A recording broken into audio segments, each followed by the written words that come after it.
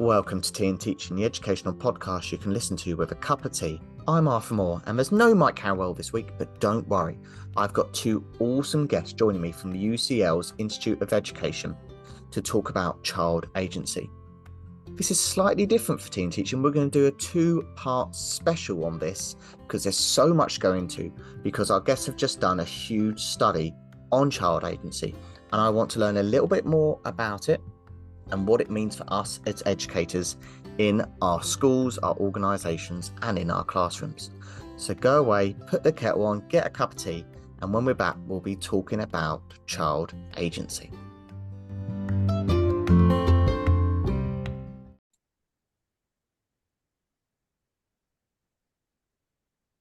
Welcome back to Tea and Teaching. We are joined today by Dom and Yana, and we are going to be talking over the next couple of episodes, as I said, all about child agency. But before we dive into that topic, we should probably meet our guests. So firstly, let's go to Dom. Dom, welcome to Tea and Teaching. Hi, thanks for inviting me. I'm Dominic Wyse, Professor of Early Childhood and Primary Education at UCL's Institute of Education. I'm also the founding director of the Helen Hamlyn Centre for Pedagogy.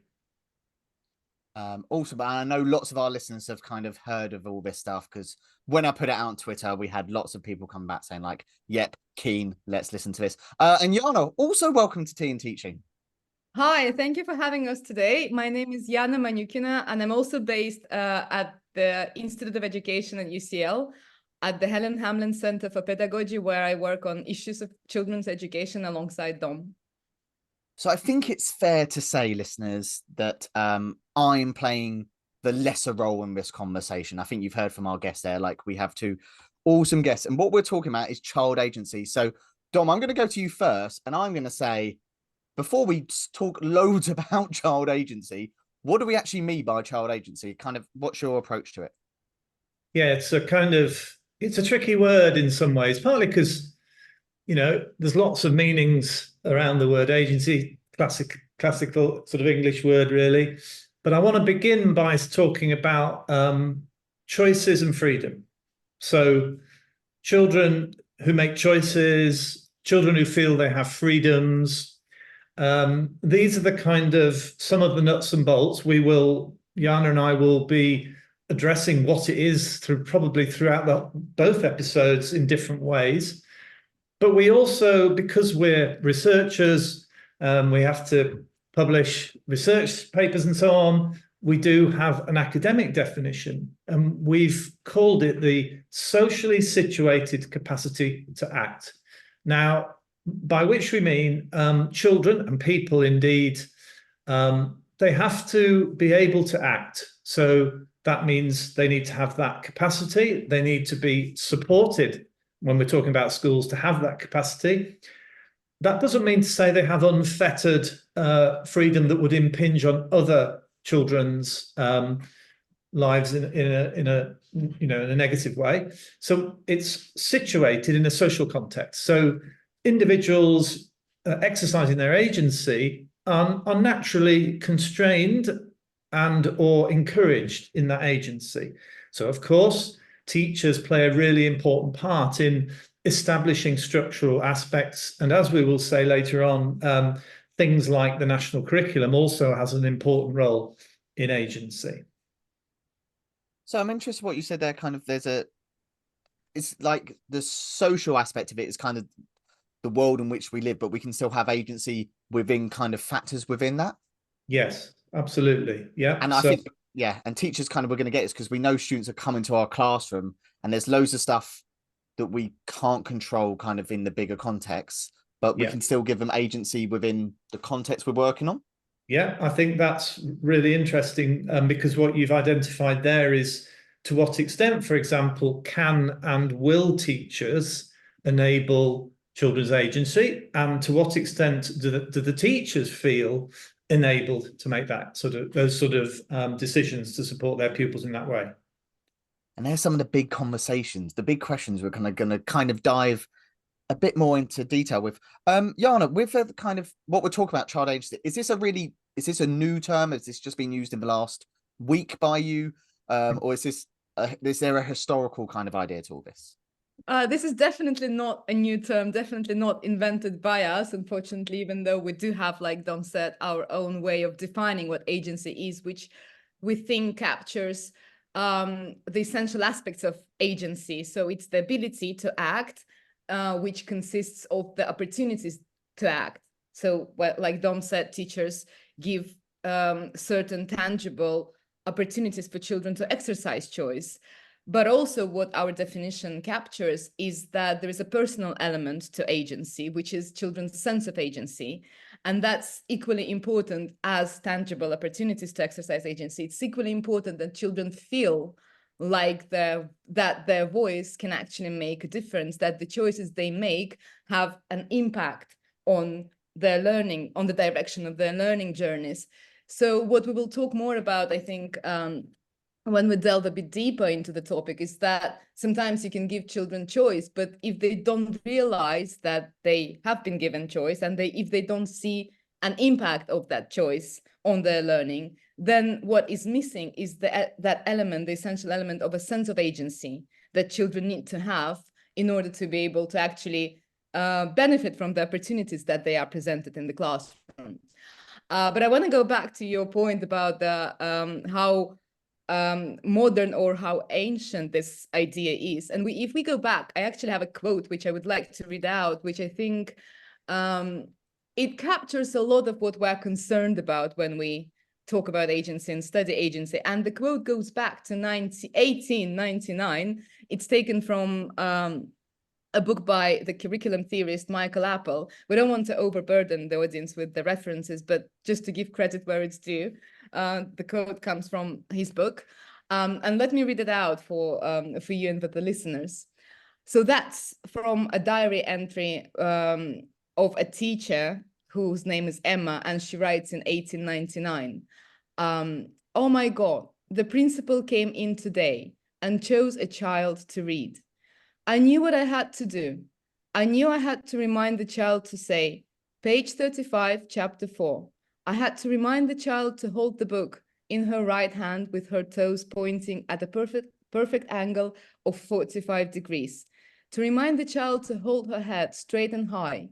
To remind the child to have her eyes looking directly ahead.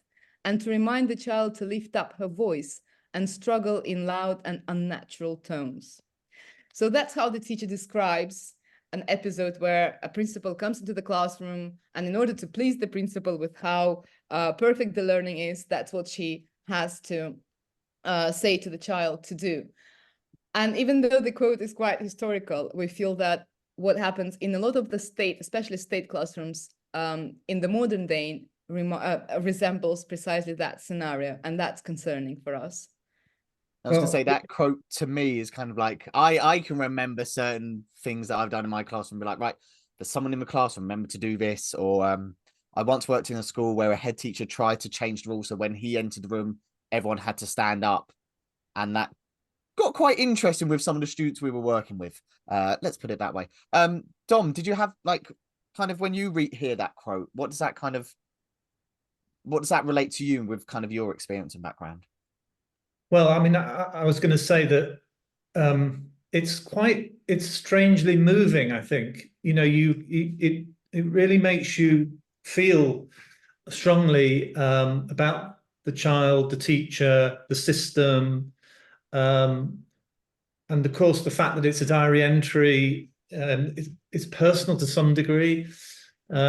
But it also there are things going on there, I think, that are to do with agency that applies right across education as a whole, not just primary education, which we're specialists in. And it's around rules, rewards, sanctions, routines, both explicit and less explicit. So there's that general side, which I think we are going to get into. But for me as well, and this is personal because of my expertise in the teaching of reading, there are far too many parallels with what has been happening in England in terms of a very important part of the curriculum, which is the teaching of reading, in relation to the extent to which not only children's agency has, in our view, been disallowed, but teachers' agency arguably even more so. So, yeah, I think it's a really thought-provoking quote. And Michael Apple, of course, long-standing, very well-known researcher and educator from the US who's been writing about curriculum for a long time. Yeah, fascinating. Yeah, I was just looking back at the quote again and just being like, that if you change a couple of words and a couple of points, that could be someone's Instagram video from today. It could be their TikTok kind of diary entry they've done. Well, you've probably seen on Twitter and other, social media, there are people out there talking about extreme forms of behavior control, for example, much more even extreme than that. I couldn't possibly imagine what context we might be talking in on Twitter that I wouldn't have any idea. So Yana, when we're talking about, so we've kind of done a bit of background to agency, we've kind of given our proper definition and also kind of what it means. I think a question some of our listeners may have, depending upon their background, is be like, why is child agency important kind of within education? We can talk about primary because that's kind of where we're focusing, but some people might say like school is supposed to be kind of focusing and directing and telling our students what to do. So why should I be really interested in child agency? Yeah, it's a great question, which we are asked repeatedly. I think I'd like to respond in by dividing the question, not the question, but my response in two ways, into sections. So you might be concerned, it depends what you're concerned about when you send your child to school. You might be concerned about academic outcomes purely. You might be concerned about what the experience is like for a child in school. You might be concerned about both. Understandably, academic outcomes are not irrelevant, and we're not saying that they shouldn't be a concern or a goal. What we find is that if you focus on outcomes only, in our project, about which we will talk more later, we did not necessarily, we were not looking for connections between agency and academic outcomes. So based on our project, we can't really make claims about a causal link, a direct relationship between agency and academic outcomes. So we can't say that if you give children more agency, the outcomes will improve. Although there is some research being done in our center by one of our PhD students specifically addressing that question. So we might be able to say more later. But in our project, we were looking at what experiences in school are like for children. And this is where definitely, from what children themselves told us, because we were working with children directly, listening to what they have to say about agency, the experience is much more rewarding. It's much more enjoyable when children are given choice and some autonomy in choosing what to do in a lesson or choosing what to study. They feel much more motivated, and the motivation is intrinsic as opposed to extrinsic, where children want to learn because they want to learn something, as opposed to just hitting the required standard or passing a test. Teaching to a test is another concern, which we talk a lot about when we talk about agency. So, and we hear that a lot from teachers when we talk to them about how the experience changes for you as a teacher and for the children when you give them more choice and freedom in learning. Teachers always say, oh, children become much more motivated to learn. From that, even though I said that we can't make a direct causal link with the outcomes, from the teacher's perspective, we hear consistently that when children are more motivated to learn, it does translate into better performance. And that makes sense. If you're keen on something, you will put more effort, so you will achieve greater results. So going back to your original question, my response is it enhances children's experience in school. School becomes enjoyable for children, which is how it should be, given how many years they spend in a classroom. And it has great potential to improve children's outcomes through that more enjoyable experience. And we've referred to a bit to the study there, which I think we'll go into in a moment. But just before we jump into that, like, Dom, given the wider kind of, you two talk to a lot of education establishment and people involved and working in education. Is child agency something we're acknowledging? Have you seen a shift in, are we acknowledging it more? Is it a big topic in kind of academia, or is it happening in schools, or kind of what's your perspective before we kind of dive into the actual study you did? Well, I think trends are difficult. I think we are in our centre. I think we are genuinely leading some new work, which is taking the field of agency in a new direction. And so, as you'll hear in a moment, in particular, we're looking carefully at, based on a long tradition of work on agency, in actually not just in education, across different disciplines, but we're looking particularly at curriculum. I think that genuinely is new. I think one of the interesting things is what's happening internationally. So, and this is where we have kind of all sorts of tensions and contradictions, which I want to quickly say something about. But for example, the OECD has quite strong statements about the importance of agency for all students. At the same time, of course, every country has its own cultural context for education. So we've found in early work marked differences, for example, in the national curriculum texts in different countries. So now England is a particularly extreme case in our view, and not a good case for children's agency. We'll remain optimistic that this could change. So just a couple of things, partly in relation to what you're saying, Yana. I agree with you. You expressed nicely that kind of, there's a tension, isn't there, between what I would call values versus outcomes. And this, for me, I'm just writing about this in another piece of work. In fact, there are some values, there are some things that society decides children must have, and really it's not related to outcomes. It's about, democratic processes. Indeed, how do we treat children, and so although the debate has been dominated by people's hinging everything on outcomes, and that's particularly the sort of political debates have hinged very much on outcomes. And yes, children do need to learn stuff in order to get on in life. So that's really important. But if just finally a little example, let's take a business. What does a business want? Finally, when students are ready to start in the world of work, what does a business want? And so, the CBI, for example, has its views about what it wants in workers and what businesses want. Time and time again, they're crying out for people who can exercise agency, because the world that we're in is full of kind of unexpected developments, unpredictable developments. And so that asset of being able to intelligently respond to things and then act decisively, crucial. So now, how does one measure that is another question. And whether it should be measured, who knows? I can think there's so many conversations I've had in education, normally in the staff room or in the corridor, being like, why am I teaching this? Like, for all the maths teachers, secondary maths teachers out there, exact trig values, have to spend hours helping my students learn how to work out the exact trig values, and they have to memorize them, and it's completely pointless because they never really use it, because they've got this magical thing called calculators and trig ratios we've kind of known for like hundreds of years. I won't go off on my rant about trig values, but it is related to agency.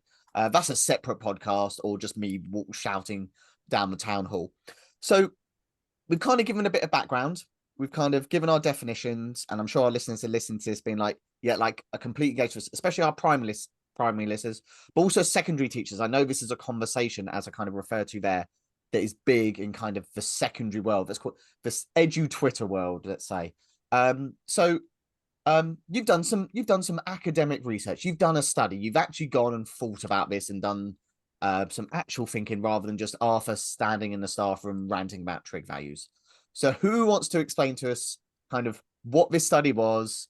Yana is going, not me, pass to Dom. So I'll go to Dom.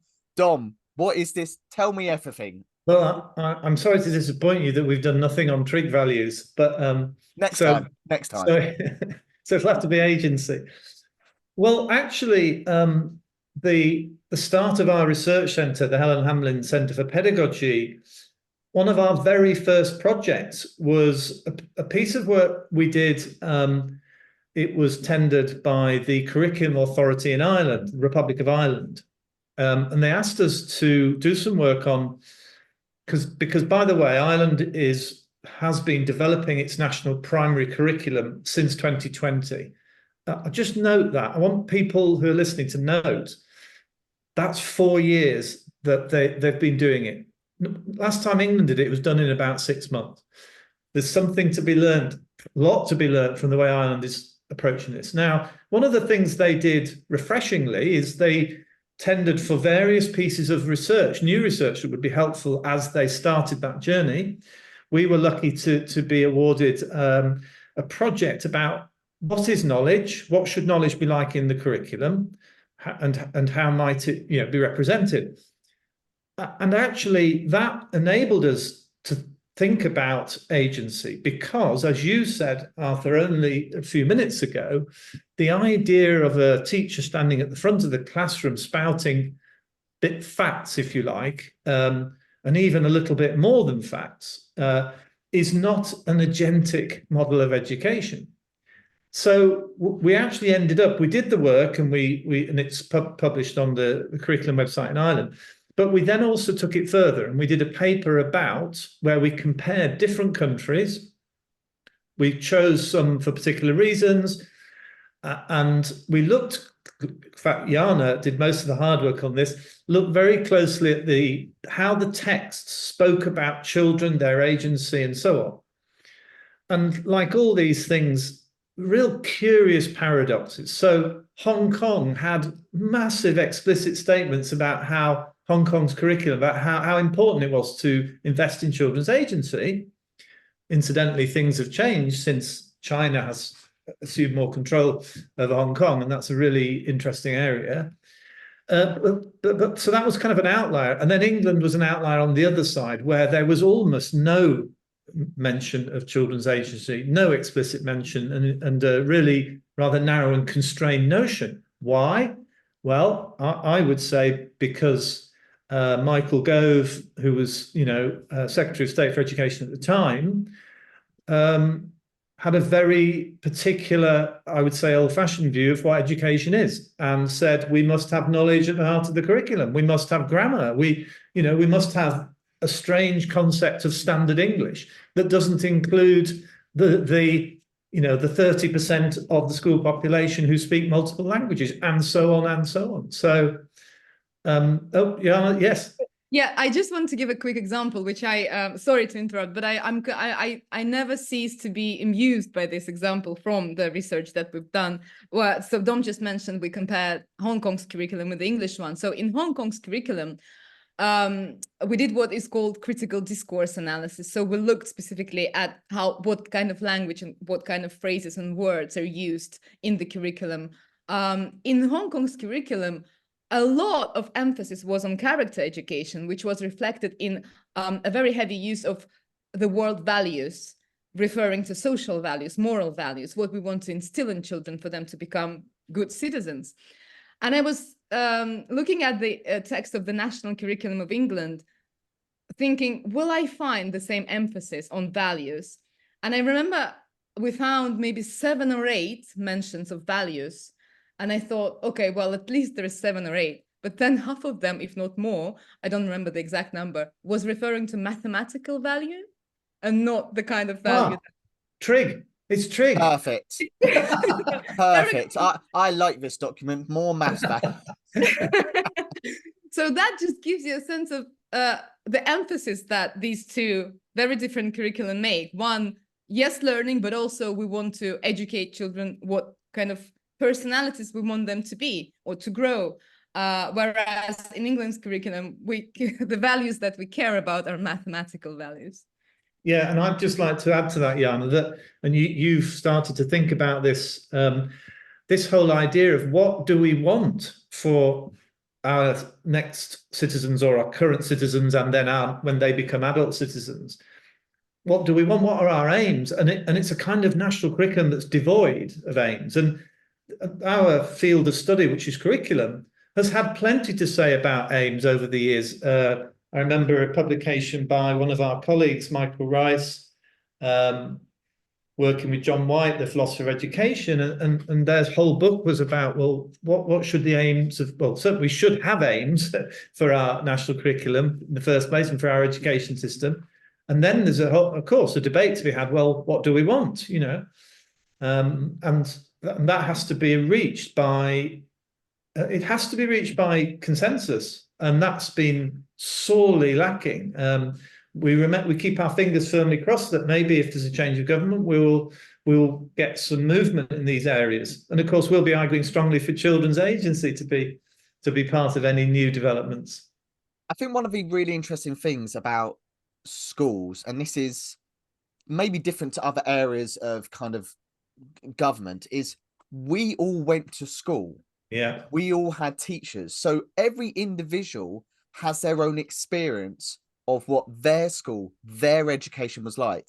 And therefore they have a view of what they think everyone's education is either like or should be. And that's not true with maybe like, if you talk about the law, we haven't all been to court. We haven't all been through that process. So we don't have a view on it. But education is one of those few things that as a society, we all share and kind of inversely don't share at all because we all went to our completely different contexts. And I think that's what you're talking about with when we have these big conversations about what is education, what's the point of it.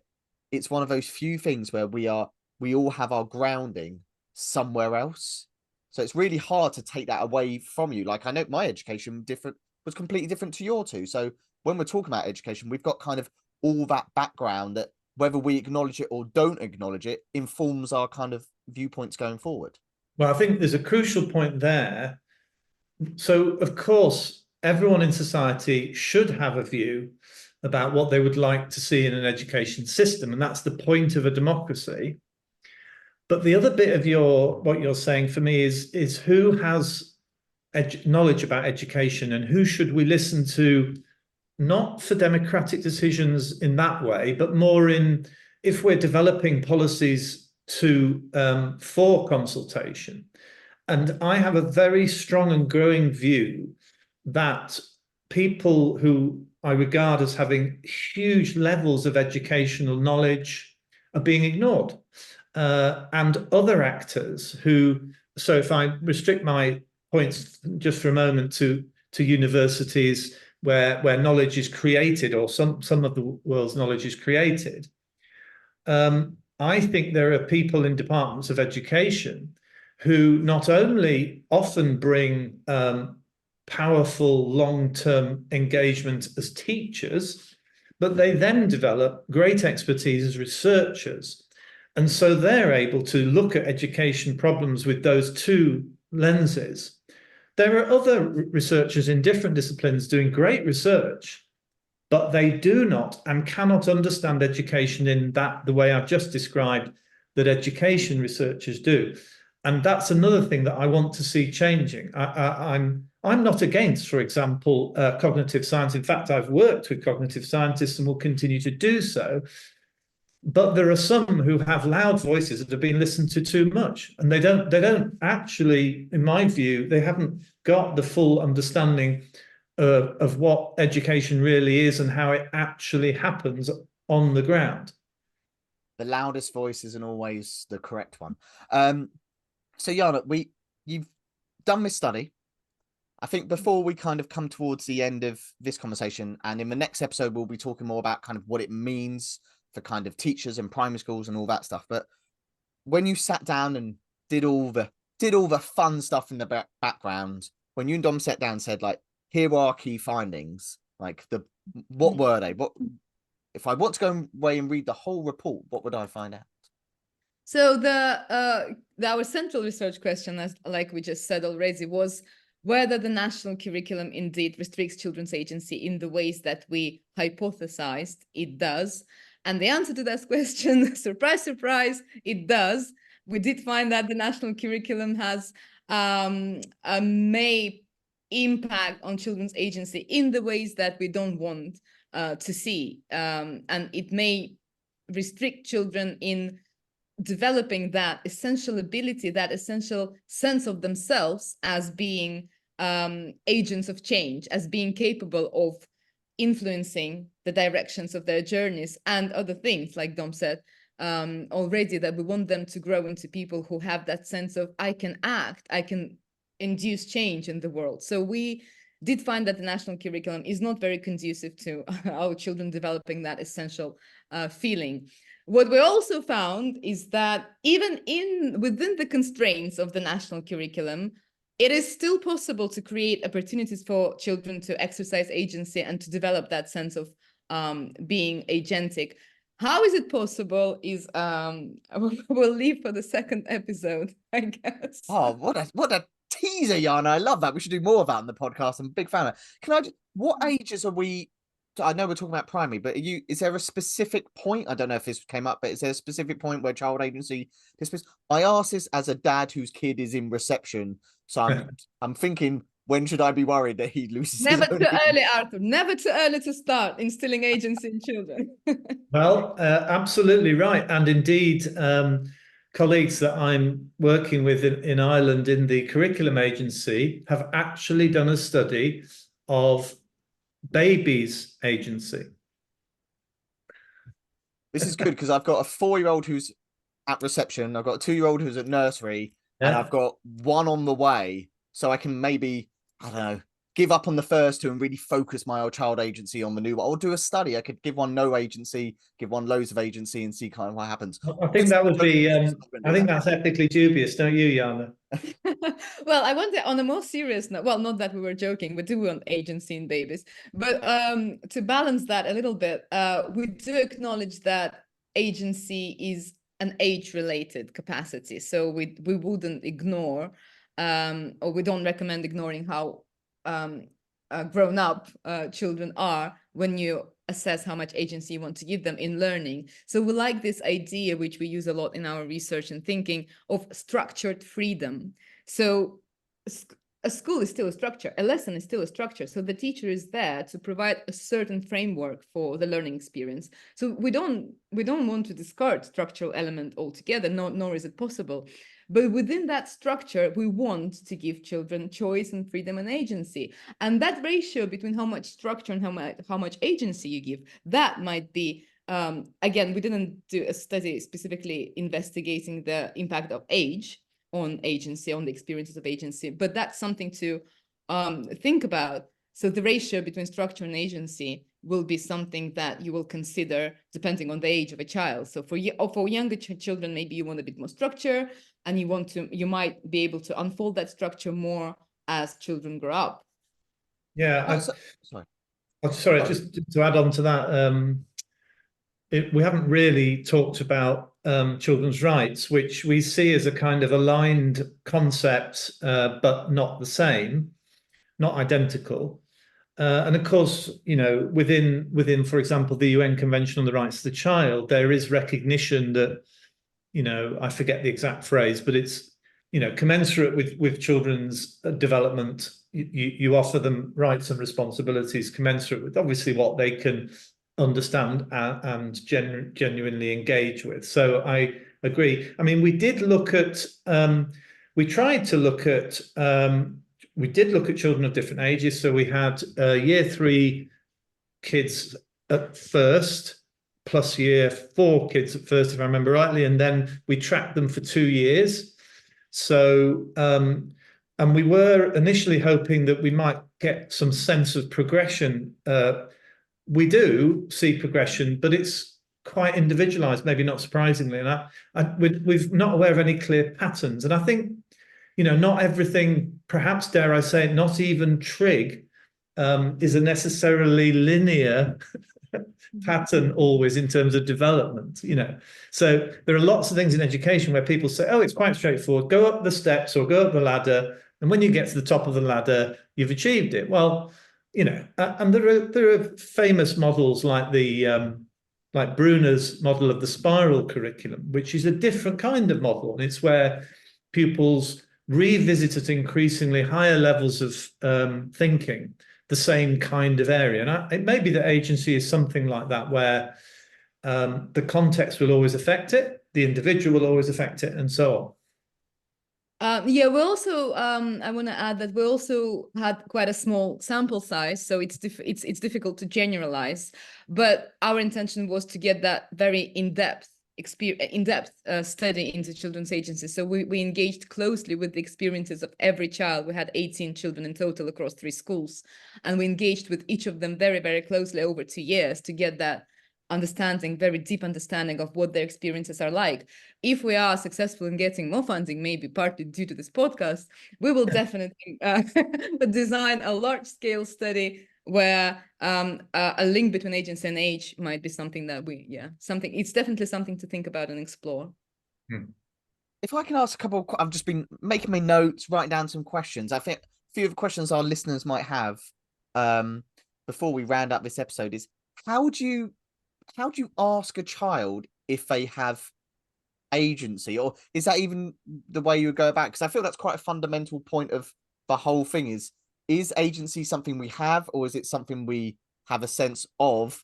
And can I have, without going too George or Orwell, can I think I have agency but don't, and can I not think I have agency but do? There's a lot of questions there.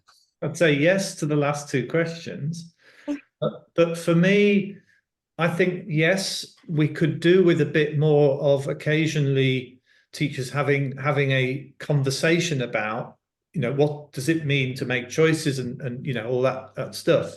But at the same time, I think it should be built into the way schools and teachers think, and indeed the way policymakers think. So a good teacher will be forever offering choices at appropriate times, and will be reflecting and noticing what the children do and say. For example, teachers are very good at knowing when a child looks underconfident or appears to be underconfident, and finding subtle ways, because children wouldn't want people to draw attention to them if they're underconfident, but finding subtle ways to build that confidence. I think that's how, that's the way agency happens, and it happens in very simple ways. I mean, if you, for example, were to offer children a choice over what kind of writing they wanted to do, sometimes, not necessarily all the time, then you would hope that is a relatively straightforward. I know it's not, because I know about how difficult it is to teach writing. Let me give an even simpler example. What kind of pen or pencil would you like to use to do your writing? Which sounds such a basic choice, but again, I happen to know that there's plenty of disagreement about whether children should have pens, and sometimes they have to achieve the certificate of pen worthiness to use a pen. Dom, I've worked in a school where you got a pen license and you weren't allowed to use a pen. Yeah, they're kicking off. Pen license, that's it. Yeah. Yeah, you literally got a bit of paper. I now have my pen, and kids would come into, I got my pen license. I'd be like, I personally don't care. Children do attach a lot of importance to this, to my view, quite sadly. But this is the most agentic they get, I imagine, in most of the state schools, having the pen license. Yana, they are exercising their agency and saying that whether they have the right pen is important. Who are you to tell them that's not important? Sure. But also, I actually want to add to what Dom said, Arthur, in response to your question, the Aurelian ones.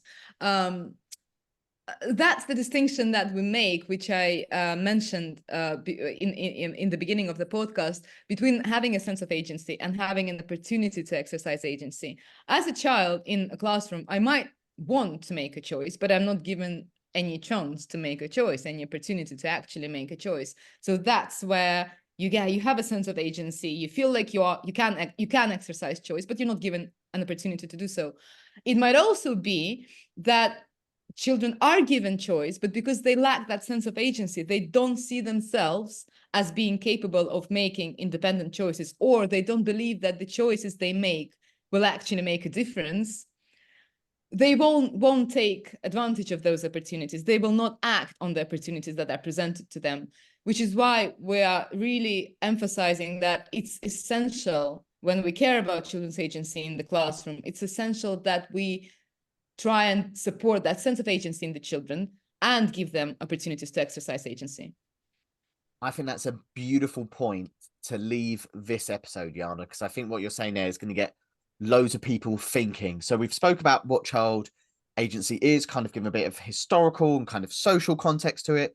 We've spoke about your study. And when we come back in the next episode of Tea and Teaching, we're going to be talking a lot more about kind of what it means for us as educators, what it means for in the classroom, and what we can do to help promote child agency in the classroom and not just get them sitting in the corner learning trig values by rote, even though apparently that is very important.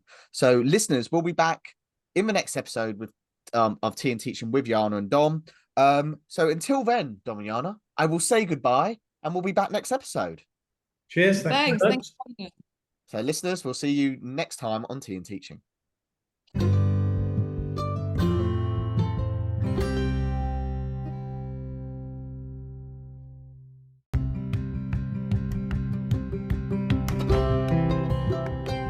Thank you for listening to this episode of Tea and Teaching.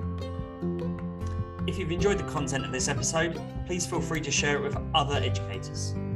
And if you're able to, please leave a review on the platform. And as always, thank you for listening to Tea and Teaching.